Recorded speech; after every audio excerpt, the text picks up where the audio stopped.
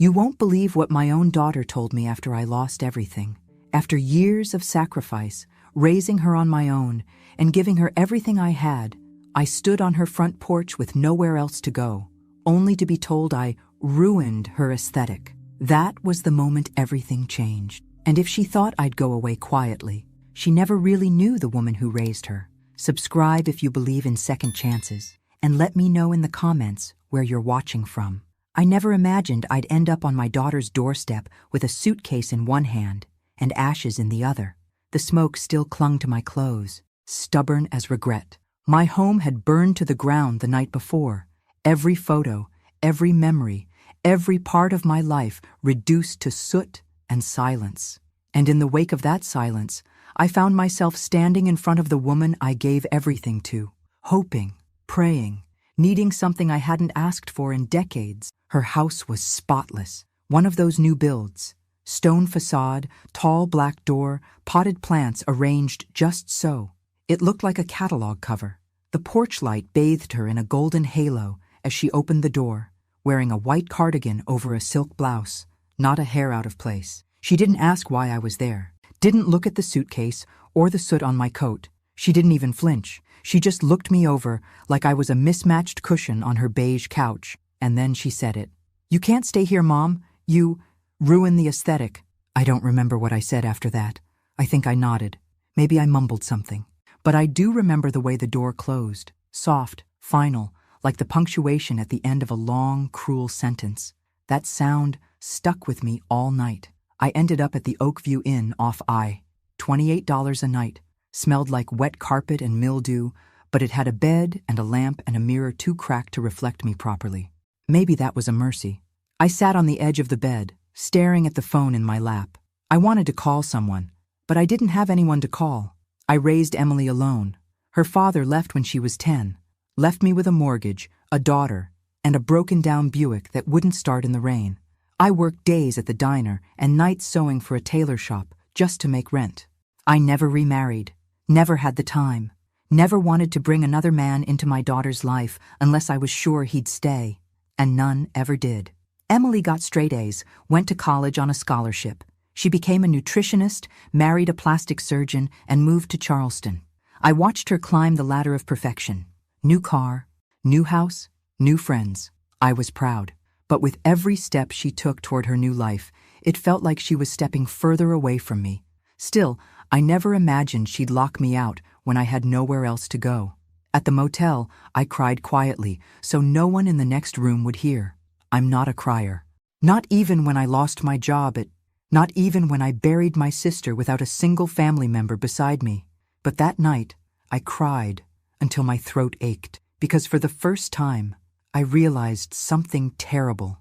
I had become inconvenient, an eyesore, a stain on the canvas of her carefully curated life. The next morning, I took a long walk. I didn't know where I was going, but my feet led me to an old neighborhood, Oakwood Terrace, where I'd raised Emily in a 2-bedroom clapboard house with a chain-link fence and a backyard full of dandelions. I hadn't been back in years. That's where I saw Velma. She was sitting on her porch, shelling peas into a big metal bowl like she used to when we were younger.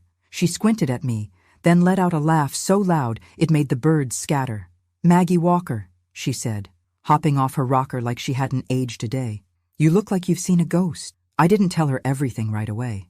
Just enough that I was staying at the Oakview, that I needed some air, that I was figuring things out. Velma's eyes were sharp, and she didn't buy it. "You're not figuring things out, sugar. You're trying not to fall apart." We sat for hours, talked about old times, about our daughters, about the years that had run off like wild horses. And then, like always, Velma cut through my silence with a single sentence. "You still got fight in you, Maggie. You just forgot how to throw a punch." I didn't sleep that night. I lay in that motel bed and thought about everything I'd done for Emily, the years I gave up for her, the way I'd put her first every single day of her life. And now I wasn't even good enough to sit on her damn couch. At a.m., I got up and opened the little black notebook I kept in my purse, the one where I wrote every penny I'd ever saved, the one with all the numbers I never told anyone about. Stocks, old CDs, sewing money, I added it all up. I had just enough. Not enough for revenge, but enough for something better. 2 weeks later, I found the house. Big white columns, wraparound porch, views of the marsh. It was listed as a Southern belle's dream. Emily had once circled a picture of a similar house in a magazine when she was, and said, "One day, I'm going to live there." I bought it in cash. And then I took a picture of it. Fresh white paint, manicured lawn, a red for sale sign in front. I texted it to her with no caption, just the image. It took less than 5 minutes for her to call. "Mom?" Her voice was tight. "Why did you send me a picture of that house?" "Because I bought it," I said. She was silent. "It's yours," I added. "Or it could be, but I'm thinking of selling it." Her voice trembled. Why would you do that?" "Because, sweetheart," I said, as calm as I'd ever been in my life, "it fits your aesthetic." I hung up before she could answer, and for the first time in years, I smiled. But what I didn't know then, what I couldn't know, is that this wasn't just about a house. This was the beginning of something much bigger, something that would break us and maybe put us back together, eventually. But first, there were secrets to be unearthed, and I was about to discover that Emily wasn't the only one who'd been hiding things all these years. She didn't call again that night. I half expected her to. Maybe to scream, maybe to cry, maybe to tell me I was being dramatic. But silence settled in like fog around a cemetery, thick, cold, and full of the things people don't say. I stayed another night at the Oakview Inn, though the mattress felt harder now, and the hum of the vending machine outside my door was louder than I remembered. I stared at the ceiling and let the stillness stretch. I wasn't rushing this. For once, I was the one in control. The next morning, I went back to the house, the one I bought. It sat on a hill, proud and wide, with a porch that begged for Sunday morning coffee and gossip. I walked through it room by room. The hardwood floors creaked under my steps like they were remembering their past. The air smelled of lemon polish and something older, deeper, like history waiting to be rewritten. The dining room had a crystal chandelier that caught the morning light and fractured it into tiny rainbows on the walls. I imagined Emily sitting at the head of the table, wine in hand, trying to impress her guests. I wondered if she'd ever see it as more than a photo on her phone. And then she showed up. I was in the sunroom, sipping cold coffee from a paper cup, when I heard the tires crunch on the gravel driveway. I didn't move, just waited. After a minute or two, I heard the front door open. She'd used the key I sent in the mail 2 days ago, wrapped in a velvet pouch. "Mama?" Her voice was soft, unsure. I stayed silent. She found me eventually, her heels clicking across the wooden floor like gunshots. She looked like she hadn't slept. Eyes puffy, hair slightly frizzed at the edges, not her usual polished self. "You really bought this?" she asked, eyes darting around the room like it might vanish if she blinked too hard. I nodded. "Why?" I leaned back in the wicker chair. "Because you said I ruined your aesthetic. I figured I'd find one that suited you better." Her face crumpled for a moment, just a flicker. Then the wall went back up. She straightened her shoulders. "This isn't funny, Mom. I'm not laughing. You sent me a picture of a house you knew I'd love, and then put a for sale sign on it? I thought you liked signs." She blinked. "Is this revenge?" "No," I said. "It's a mirror." We sat in silence for a long time. Finally, she whispered, "You don't understand how things are now. My world, it's curated, structured. Everything has a place, a look, a standard. And I don't fit in that?" She swallowed. "You're unpredictable. You say things. You don't think about how it sounds, and you don't try to blend in." I stared at her. "I didn't raise you to blend in.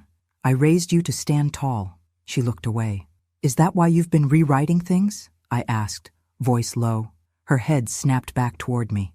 "What are you talking about? You told people your father left and never looked back. But that's not the truth, is it?" Her mouth parted slightly, but no words came. I stood up, walked over to a drawer I'd filled earlier with the contents of a dusty box from my old house. I pulled out an envelope, worn, bent at the corners, and handed it to her. She hesitated, then took it. Her fingers trembled as she unfolded the letter. It was from her father, dated 8 years after he left. He'd tried to come back, begged for forgiveness, said he'd found God, found purpose, found the strength to be a better man, said he'd visited twice but wasn't allowed through the door. Her lips moved as she read.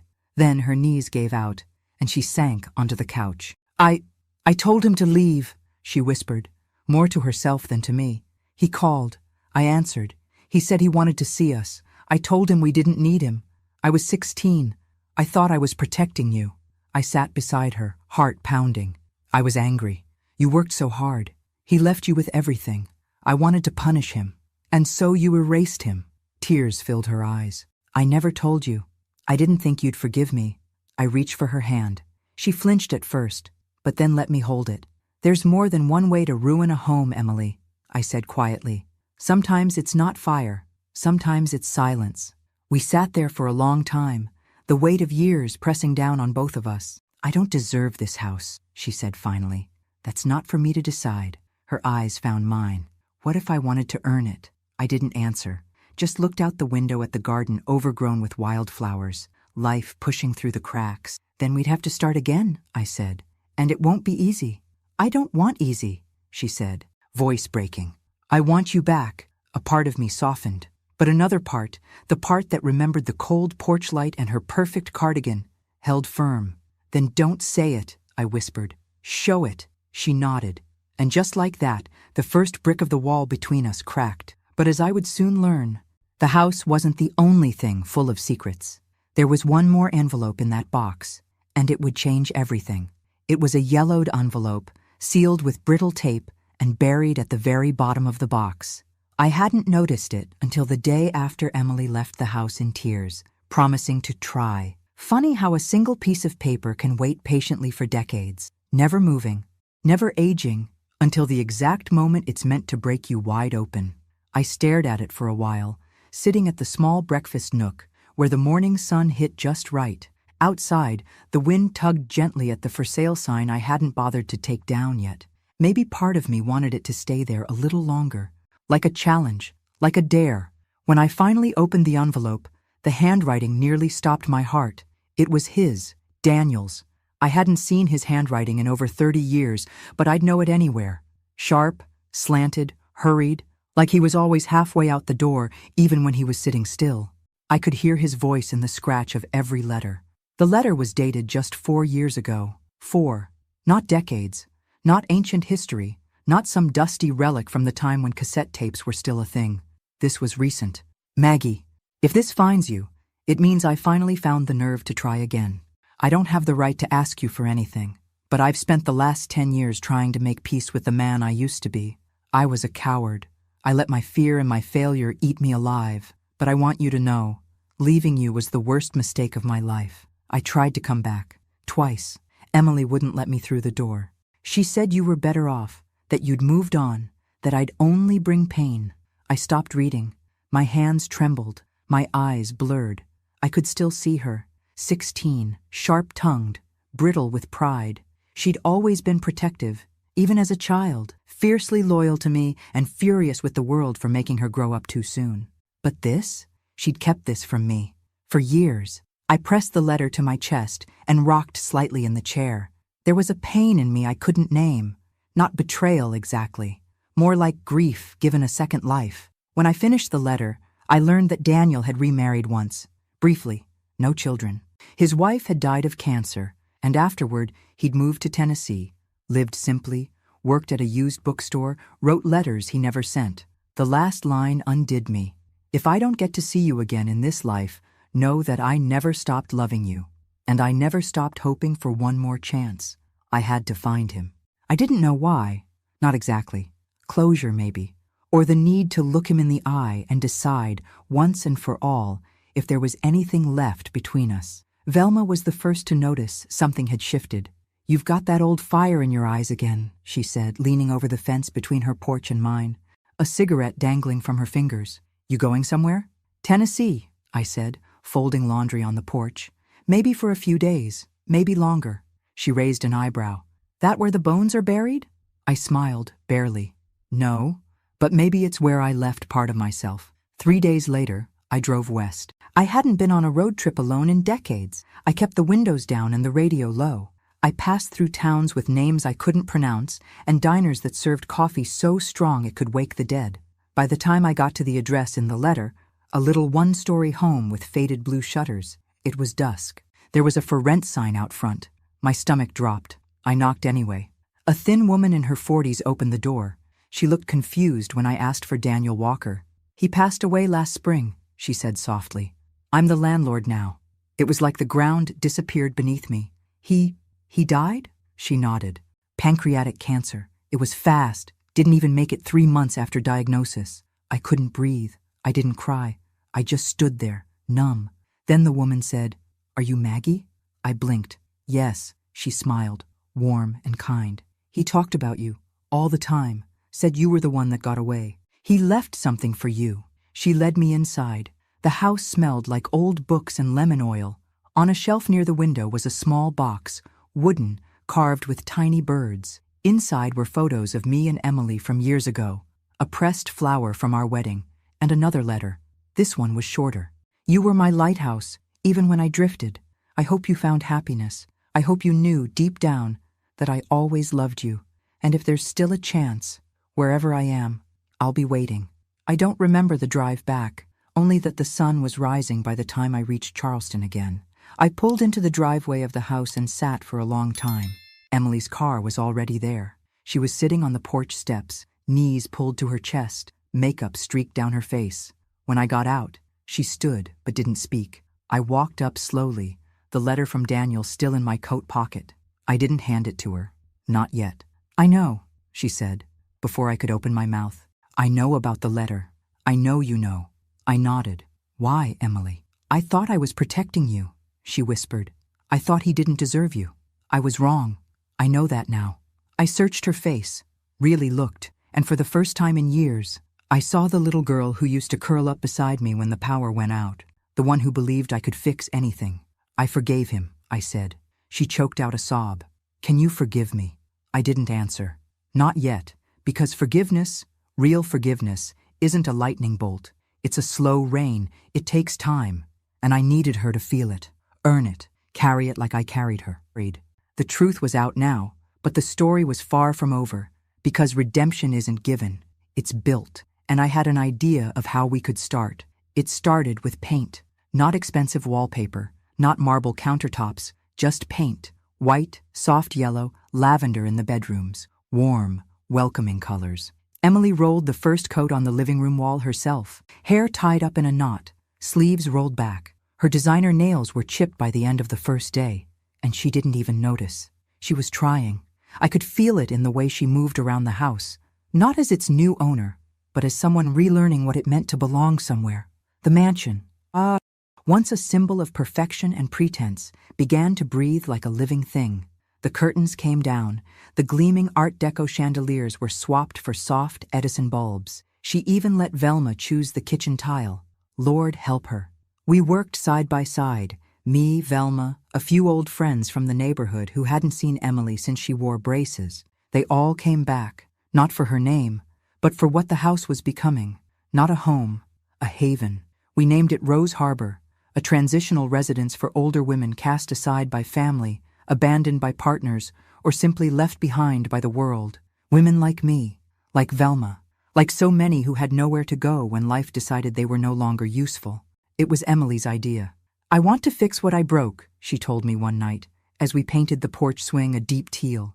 Not just between us. I want to be someone who makes space for women like you, women like us. I didn't say much. I just kept painting. But something in me softened.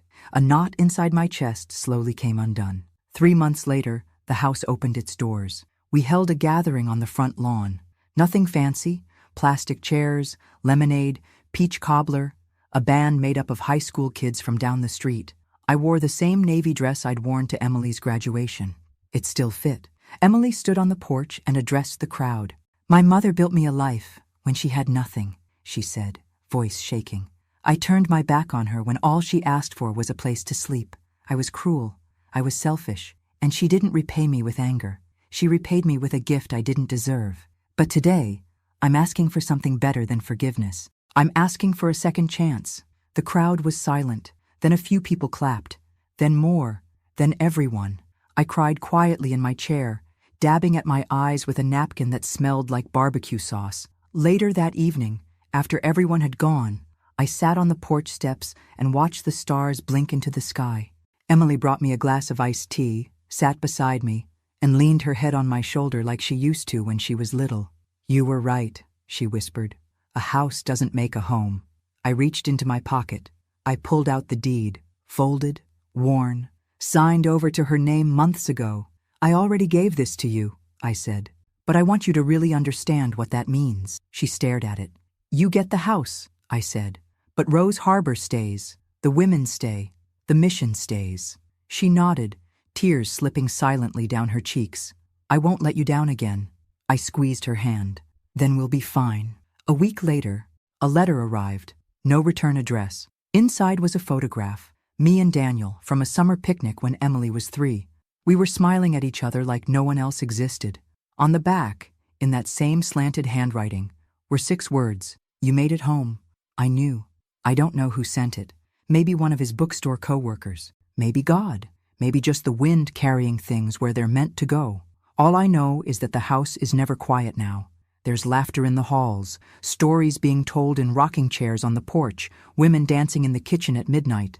There are scars here, yes, but also healing, also grace. Emily still gets frustrated sometimes. She hasn't lost that sharpness. But she laughs more now, holds me tighter when she hugs me. And when she introduces me to new residents, she says, "This is my mother, Margaret. She's the reason all of this exists." And I smile. Because I am. I was never a perfect mother. But I was her mother, and in the end, that was enough to build something that mattered, something beautiful, something that didn't just fit an aesthetic, something that saved us both. It had been exactly 6 days since Emily's confession on the porch, 6 days since she said the words I'd waited 30 years to hear. I want you back. But what she didn't know, what no one knew, was that I wasn't ready to be back just yet. You see, healing isn't just about putting the broken pieces together. Sometimes it's about staring at the shattered mess long enough to understand why it broke in the first place. And for me, that meant going back to the beginning. I hadn't visited Oakwood Terrace in nearly a decade, but on that 7th morning, I found myself driving down its cracked streets, past the overgrown lots and rusted mailboxes. That neighborhood raised me as much as I raised Emily, and buried beneath its peeling paint and forgotten porches were answers I didn't know I still needed. The house I'd raised Emily in was still standing. Barely. The paint had long since flaked off. The fence leaned like it was tired of standing. But the tree in the front yard, the one she used to climb every summer, was taller, stronger, blooming with white blossoms that looked like little bursts of hope. I stepped out of the car and just stood there. And that's when I saw her, Mrs. Loretta Mason. She'd lived across the street when I was still packing lunchboxes and patching jeans. She had to be in her 80s now, but she looked just as elegant as ever, sitting on her porch with a wide-brimmed hat and a mug of tea, like time hadn't dared to touch her. "Maggie Walker," she called out. "Is that you?" I laughed through the lump in my throat and walked across the street. We talked for hours, about the old days, about how the neighborhood had changed, about how we had changed. And then, out of nowhere, she said something that froze me in my chair. "I always wondered what really happened between you and Daniel." I stared at her. "What do you mean?" She sipped her tea, slow, deliberate. "I saw him. A few years after he left. He came by the house asking if I knew where you'd moved. Said he was trying to find his girls." My heart pounded. "You never told me." She looked down, guilty. "I didn't want to stir up pain. But now that I see you again, I think maybe that was wrong. Maybe you needed to know he tried." That was the second time someone told me he came back, and it finally clicked. Emily didn't just close the door on her father. She buried the truth, all of it, out of pain, out of fear, maybe out of love, twisted and misdirected. But it had left me living in a false version of my own story for decades. I went back to the house, not the old one, my house, the one I bought with the porch swing and the columned front, the one that still had the for sale sign out front, leaning slightly now from the wind. When I stepped through the door, the air felt heavier. I don't know if it was the weight of memory or the truth finally sinking into the walls, but I knew what I had to do next. I went up to the attic. Not many people knew about it, not even Emily. It was tucked behind a narrow door near the back of the upstairs hallway. The space was unfinished, dusty, with beams overhead and the smell of cedar and thyme. And that's where I found the box. I hadn't opened it since the week after the fire, the one that burned down my old rental and forced me to Emily's porch in the first place. It had survived the blaze because it was in the trunk of my car, along with a few saved items I never unpacked. I'd stashed it here when I moved the rest of my things in quietly. Inside, photos, letters, receipts, and a folded piece of notebook paper, torn at the edges. It was Emily's handwriting. "Mom, if you're reading this, I guess I couldn't say it to your face. You loved me so hard that I didn't know how to love you back. Every success I had felt like a debt I owed you. Every mistake you made felt like a wound I couldn't stop picking at. I didn't understand what you gave up for me until it was too late." My knees gave out. I sat on the attic floor, the box beside me, and wept, because for the first time I saw her not as the woman who slammed a door in my face, but as the girl I raised, the girl who had been carrying just as much pain as I had. Only hers had turned into walls, and mine had turned into distance. That night, I didn't call her. I did something else. I took down the for sale sign. The next morning, I went to a lawyer. I signed the deed over to Emily's name, but not just as a house, as a responsibility. It came with one condition: the home must be turned into a non-profit residence for women over who've been displaced, rejected, or left with nowhere to go. It wasn't a trap, it was a lifeline. I sent the papers to Emily with a note that read, "Your aesthetic doesn't define your worth, but maybe now it can help rebuild someone else's." The following day, I heard a knock on the door. Emily was standing there. No makeup, no pretense, just tears in her eyes and a folder in her hand. She handed me the papers, signed. "I want to help them," she said. "I want to start with you." And just like that, the door that had once slammed shut opened again. But this time, it opened for so many more. There's a moment, right before dawn, when the sky turns that deep velvet blue and everything feels suspended. Not quite night, not quite morning, just stillness, like the whole world is holding its breath. That's when I stood on the front porch of Rose Harbor, coffee in hand, watching the fog roll in from the marsh. The house was quiet, peaceful, for now. Inside, 2 women were asleep in rooms we'd prepared just the day before. Sandra, who'd been kicked out of her son's home after she broke her hip and became too much work, and Denise, a former teacher who'd lived in her car for nearly a year after her husband drained their retirement and vanished. They weren't statistics to me. They were me, and they were the first. Emily had taken the papers and run with them. She hired a nonprofit consultant, reached out to city leaders, met with social workers. She even set up a small fund to cover initial living expenses. Every decision, every plan, she brought to me first. "Does this feel right, Mama?" she'd ask. I never thought I'd hear her say that again. In between meetings, she helped clean rooms, paint furniture, even drove the old church van across town to pick up donations. And each day she'd ask me questions, real questions. Not the polite, hollow kind that come with small talk, but the kind that meant something. "What did you dream about before you had me? Did you ever want to just run away? Did I make you happy?" That last one took my breath away. I looked her dead in the eye and said, "You were the best and hardest thing that ever happened to me." She didn't flinch. She nodded. That's when I knew she was changing. And maybe so was I. But the past wasn't done with us. Not yet. 3 weeks after Rose Harbor officially opened, I received a call from a number I didn't recognize. Nashville area code. My stomach dropped. The voice on the other end was soft, shaky. "Is this Margaret Walker?" "Yes. I'm so sorry to call like this. I'm Daniel's nurse. I cared for him before he passed. He asked me to reach out if we ever found your number." I sat down slowly, heart pounding. "Heart. He spoke about you every day," she said. "But there's something else. He left something behind for you. Something private." 2 days later, a package arrived at Rose Harbor. Small, wrapped in brown paper. Inside was a leather journal, aged and worn, the spine nearly falling apart. On the first page, in bold, familiar script, "To the woman who carried me in her heart, even when I was too lost to return." I didn't open it right away. I waited until nightfall, until the house was quiet and the tea was hot and the lights were low. Emily sat across from me on the floor, cross-legged, waiting.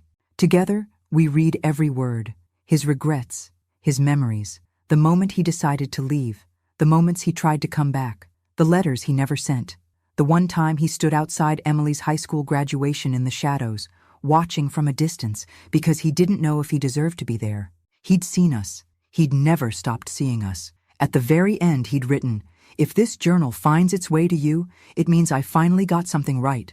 Tell Emily I never stopped loving her. Tell her I forgave her. Tell her I understand. Emily pressed her forehead to the pages and wept, not like a child, not like a woman broken, but like someone who'd finally been freed. We buried the journal under the magnolia tree out back, beside a bench we'd painted soft blue. We didn't mark the spot. We didn't need to. Time passed.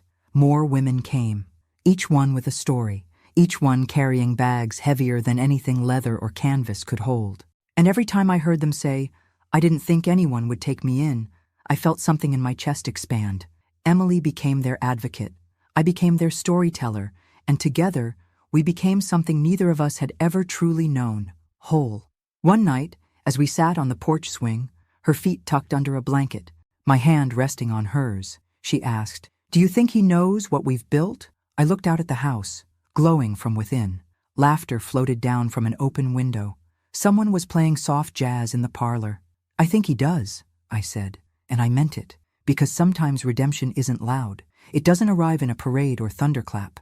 Sometimes, it looks like a woman walking through the front door with shaking hands and tired eyes and finding a bed with fresh sheets and a handwritten note on the pillow that says, "You are home." We saved each other, my daughter and I, not by forgetting what happened, but by choosing to rise from it. And I've learned this much. The most beautiful things don't match anyone's aesthetic. They just feel like they belong, like love, like truth, like coming home after the longest journey of your life. 3 months after Rose Harbor opened its doors, word had spread far beyond Charleston. Local news stations ran a feature calling it a Southern sanctuary for the forgotten. Donations began to pour in. Furniture, books, fresh linens. One man dropped off 5 brand new mattresses with tears in his eyes, whispering, "My mama died alone. I wish she'd had this." But no one knew what really made Rose Harbor sacred. It wasn't the porch swing, or the new garden beds, or the hand-sewn curtains Emily insisted on making herself. It was the women. Women who'd been told they were too loud, too needy, too complicated. Women who'd been left behind by their children, their husbands, or time itself. Every single one carried stories like suitcases bursting at the seams. One of them was Ruth, 82, former jazz singer, 2 strokes. No family left except a nephew who hadn't called in years. She showed up at our gate in a wheelchair with a single bag and a bottle of cheap perfume tucked in the side pocket. "I heard you take women like me," she said. "I don't have much, but I can still hum a tune." We took her in that night. Ruth became our heartbeat. She sang at breakfast, told wild stories about smoky nightclubs and love affairs with saxophone players. The other women gathered around her like moths to flame. She reminded me of something I'd forgotten. Joy isn't just survival. It's singing anyway. Emily adored her. She sat with Ruth every Thursday night, brushing her hair, listening to the same stories again and again, never interrupting, never rushing. I watched them from the hallway, and sometimes, just sometimes, I saw the daughter I'd always hoped she'd become. But not every moment was easy. One night, Ruth collapsed in the hallway. Her breathing was shallow. Her eyes rolled back. Emily froze. I didn't. I knelt beside her, called, held her hand until the ambulance came. As they wheeled her out, she looked at me with glassy eyes and whispered, "Don't let me go in silence." I didn't sleep that night. Neither did Emily. We sat in the kitchen, just like we used to when she was a child with nightmares, both of us gripping steaming mugs we didn't drink from. "She's dying," Emily said, voice hollow. "She's living," I corrected, "right now. And until her last breath, we treat her like she matters." Emily stared at me, eyes wide and wounded. "I was so scared," she said. "She looked like you." And that's when I realized this wasn't just about Ruth, or the house, or even Daniel. This was about the fear my daughter had carried for decades, the fear that one day I'd vanish, and she'd be left with nothing but guilt and regret. That fear had made her cruel, but now it was making her brave. Ruth made it through the night, and the next. She came home 5 days later with an oxygen tank and a playlist of Ella Fitzgerald songs we played every afternoon. She was weaker, quieter, but she was still Ruth. On her final morning, she asked for one thing: "Let me go out singing." We dressed her in a blue velvet robe, sat her on the porch swing with a blanket around her legs. The sun was just beginning to rise when she opened her mouth and sang the first few lines of Misty, her voice soft, trembling, but still hers. By the last note, she was gone. Emily held her hand the entire time. We buried her ashes in the garden, beneath the rose bush we'd planted in her honor. The women each placed a flower on the soil.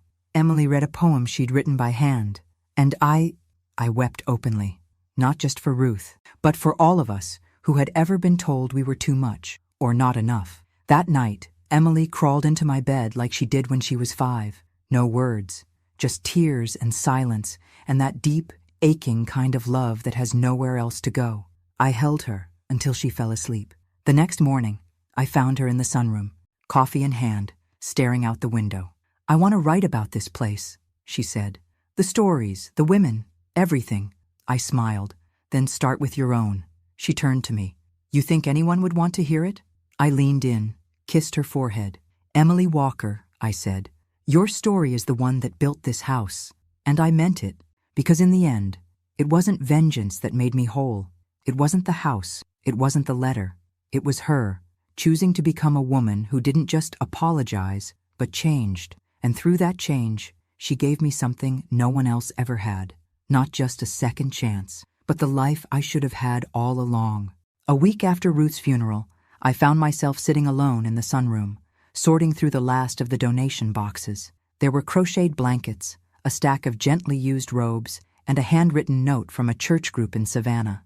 Every stitch made with love. I held one of the blankets to my chest. It smelled like lavender and memory. It had been 4 months since I'd bought the house. 4 months since Emily had told me I ruined her aesthetic. 4 months since everything in my life turned upside down, and somehow, through all the heartache, found a way to settle exactly where it needed to. But peace is funny. It shows up not with fireworks or fanfare, but in the quiet moments, the ones where you least expect it, like when Velma barged in, waving a newspaper in the air. "Guess who's front page news again, sugar?" She slapped the Charleston Gazette onto the table. There we were. Me. Emily.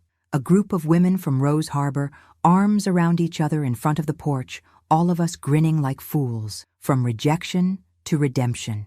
The home-changing lives in Charleston. I stared at the photo for a long time. Not because I liked looking at myself. I still didn't, but because I barely recognized the woman in the picture. Not the hair, not the dress, but the expression. I looked happy. Later that afternoon, a knock came at the door. It wasn't a delivery or a social worker. It was a boy, maybe 16, thin, nervous, clutching an envelope like it might bite him. "You Margaret?" he asked. I nodded. He handed me the envelope, then turned and ran down the steps before I could ask a single question. Inside was a letter, not typed, written in pen. Careful script. "Mrs. Walker, you don't know me, but I knew your husband. Daniel worked with my mother at the bookstore. He used to talk about you, a lot, said you were the strongest woman he ever met. He gave me this letter months before he passed, told me to deliver it when the time felt right. I didn't understand what he meant until I saw the news article about Rose Harbor. Now I know. I hope this gives you peace." I sat down slowly. My fingers trembled as I unfolded the paper. Daniel's handwriting was messier this time. Weaker, but it was his. "Maggie, if you're reading this, it means someone braver than me brought it to you. I wish I could have sat beside you, held your hand and said these words out loud. But life rarely gives us the endings we want, only the ones we make. I know what I did. I know what I left behind. And I know I didn't deserve your forgiveness, but you loved me anyway. I see that now. In this house, in what you're building. You turned rejection into refuge, pain into purpose. You turned our unfinished story into something beautiful. I'm sorry I couldn't stay, but maybe, in some strange way, you've brought us all home. Always yours, D." I pressed the letter to my chest and cried. Not the kind of tears that break you, the kind that release you. That night I called Emily outside. The moon was high. The air smelled like gardenia. I handed her the letter. She read it in silence, one hand covering her mouth. When she finished, she leaned her head against my shoulder, just like she had as a little girl. "I wish I'd known him better," she whispered. "You still can," I said. "Through this, through us." We sat there until the stars faded into morning, and that's when I knew we'd made it through. Not by erasing what hurt, not by pretending it hadn't happened, but by carrying it, with grace, with grit, and with the unshakable belief that it's never too late to make something good out of what's been broken. Rose Harbor still stands. Women still arrive, bags in hand, eyes wide with fear and hope. And every time, I greet them at the door with a smile and say, "Welcome home," because I've learned the truth. Redemption doesn't knock. Sometimes you have to build the house yourself and leave the door open. It was a Wednesday when the last box was unpacked in the library, a room we never thought we'd fill, now overflowing with donated books, mismatched reading chairs, a grandfather clock that ticked a little offbeat, and sunlight that poured through the windows like grace itself. I ran my fingers along the spines. Romance novels, self-help, old cookbooks, a first edition of To Kill a Mockingbird with someone's name scribbled inside, Gloria. I smiled, thinking how stories survive us. Emily came in behind me, holding a steaming mug of chamomile tea and a folder under her arm. Her face was flushed, glowing in a way that had nothing to do with makeup and everything to do with meaning. She handed me the folder. Inside were the final approval documents from the state. Rose Harbor, Inc., Certified Transitional Living Nonprofit. "It's official now," she said, biting her lip to keep it together. "We're real." I took the papers in hand and nodded slowly. "You were always real," I whispered. "You just had to remember." We spent the afternoon hanging photos in the hallway, portraits of the women who'd stayed with us, each framed with their names etched below, not just to honor them, to see them as people, as stories, as proof that second chances can grow roots. Velma joined us with a tray of lemon bars and sass. "Y'all gonna cry every time someone hangs a picture?" she teased. "Probably," I said, grinning. "Good," she nodded. "Means you haven't turned into stone statues just yet." Later that evening, I stood in front of the mirror in my bedroom, not fixing my hair, not adjusting my clothes, just looking, really looking. And for the first time in decades, I didn't see a woman who had been left, rejected, or forgotten.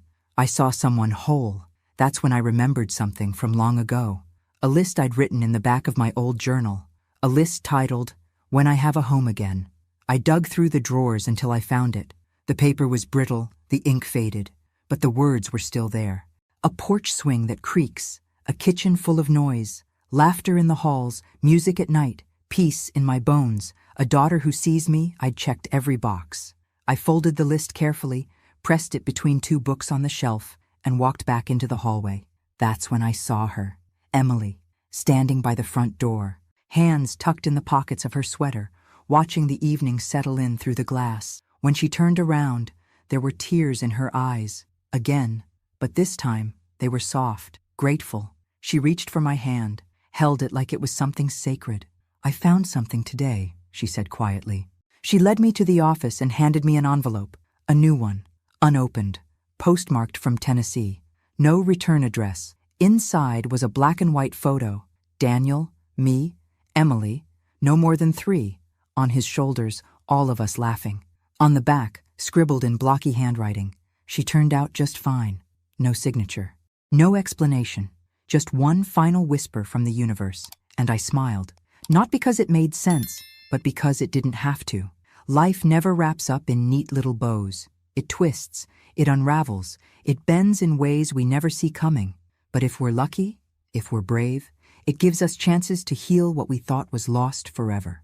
That night, we lit candles in the window, not for the dead, but for the living, for every woman still on the road, still searching, still hoping. The porch was full of voices, laughter, hands holding hands under warm throws. Someone played guitar softly. The scent of cornbread and cinnamon drifted through the air. And I thought, this is the ending I never knew I wanted, but it's the one I earned. Not through perfection, through resilience, through truth, through love that refused to give up, even when it was told it didn't belong. Emily looked at me and said, "Mama, you built this." I shook my head. "We built this, and that's how you reclaim your story. Not by erasing the pain, but by filling the silence it left behind with voices that say, you still matter. You are not alone. You are home." The fall air was crisp the morning I found the letter tucked beneath my porch pillow. I almost missed it. I had come out early before sunrise, wrapped in my old flannel robe, ready to sip coffee and listen to the creak of the porch swing like I did every morning now. But when I leaned back, I felt something crinkle underneath me. A plain envelope. No stamp, no name. Just one word on the front. Margaret. I stared at it for a long time. Emily was inside, still asleep. The house was quiet except for the distant hum of birds waking up and the occasional whistle of a car passing down the hill. The rest of the women were asleep too. A calm had settled over Rose Harbor, one of those rare golden mornings where everything feels suspended in grace. I opened the envelope with steady hands. Inside was a single sheet of paper, typed, formal, and then I saw the header, the law office of Franklin and Maynard. At first, my heart sank. I thought maybe there was unfinished business from Daniel, or worse, some dispute over the house, the nonprofit, a tangle of legal red tape I hadn't seen coming. But no, it wasn't bad news. It was a gift. The letter explained that Daniel's small estate, mostly made up of a pension, a few royalties from a book project, and a modest life insurance policy, had named me the primary beneficiary. There was more. He had designated a percent, to be transferred directly to Rose Harbor under a special clause, for the continuation of the love that was never lost, only misplaced. I pressed my hand to my mouth and wept right there on the porch swing. The letter clutched to my chest. He hadn't forgotten. He'd prepared. In his own quiet way, Daniel had come home too. Later that day, I told Emily. She didn't say a word, just wrapped her arms around me so tightly I thought my ribs would crack. She whispered, "He never stopped trying to fix it, did he?" "No," I said. "And neither did you." With the inheritance, we expanded Rose Harbor, added 2 more bedrooms, a new communal kitchen, a small writing room overlooking the marsh, Emily's idea. We called it Daniel's room, not because of guilt, because of hope. Word traveled fast. Within weeks, we had interviews lined up, more funding. Even a woman from the New York Times called. Emily handled it all with grace. I watched her on the phone, clipboard in one hand, glasses perched on her nose. My daughter. No longer a woman trapped in pride and perfection. Now she led with purpose. One night, we hosted a candlelight dinner. All the women, staff, friends from town, even Velma put on lipstick. As we sat around the table, passing bowls of mashed potatoes and cornbread, someone asked, "What do you call this place, really? A shelter? A home?" I smiled and looked at Emily, and she answered, "This," she said, "is a beginning." Everyone went quiet, because it was true. Rose Harbor wasn't just a house. It was the start of 100 second chances. Mine, Emily's, Ruth's, Daniel's, and maybe yours too. So if you're reading this, or listening, or sitting in your own silence, wondering if anyone would ever open the door for you again, I want you to know something. You don't need to be perfect. You don't need to be polished. You don't need to match the aesthetic. You just need to keep going, because somewhere out there, a door is waiting to open. And someone is standing on the other side, whispering the words that saved my life. Welcome home. Thanks for listening. Don't forget to subscribe and feel free to share your story in the comments. Your voice matters.